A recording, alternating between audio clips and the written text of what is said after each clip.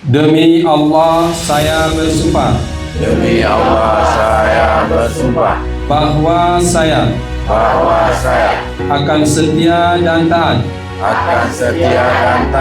kepada Undang-Undang Dasar Negara Republik Indonesia,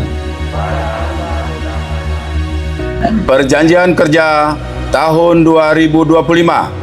Saya yang bertanda tangan di bawah ini, nama Muslim Sarjana Keperawatan, Jabatan Kepala Puskesmas Bebesen, berjanji akan melaksanakan 1. Menyusun rencana kerja dan anggaran Puskesmas.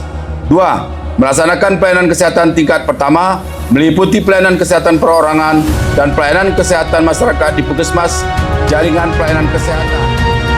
Apakah saudara bersedia disumpah? Bersedia. Disumpah menurut agama apa? Selanjutnya, saya perlu memperingatkan bahwa sumpah yang saudara ucapkan ini adalah mengandung tanggung jawab terhadap bangsa dan negara Republik Indonesia. Tanggung jawab memelihara dan menyelamatkan Pancasila dan Undang-Undang Dasar 1945, serta bertanggung jawab terhadap kesejahteraan rakyat. Sumpah ini di samping disaksikan oleh diri sendiri dan oleh semua yang hadir sekarang, juga yang penting sekali disadari bahwa sumpah ini disaksikan oleh Tuhan yang Maha Esa, karena Tuhan itu Maha mengetahui.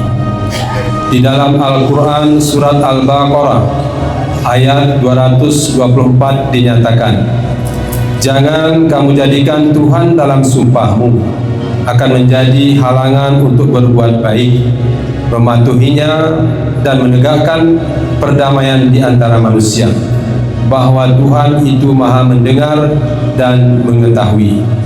Oleh karena itu, memang manusia hanya dapat mengetahui dari kata-kata dan perbuatan seseorang, tetapi Tuhan mengetahui apa yang tampak dan apa yang tersembunyi di dalam diri saudara. Tuhan mengetahui kedua-duanya, apa yang diucapkan dan yang tersimpan dalam hati saudara, dan kepada Tuhan jualah akhirnya pertanggungjawaban akan saudara berikan. Sampahmu, Aceh Tengah.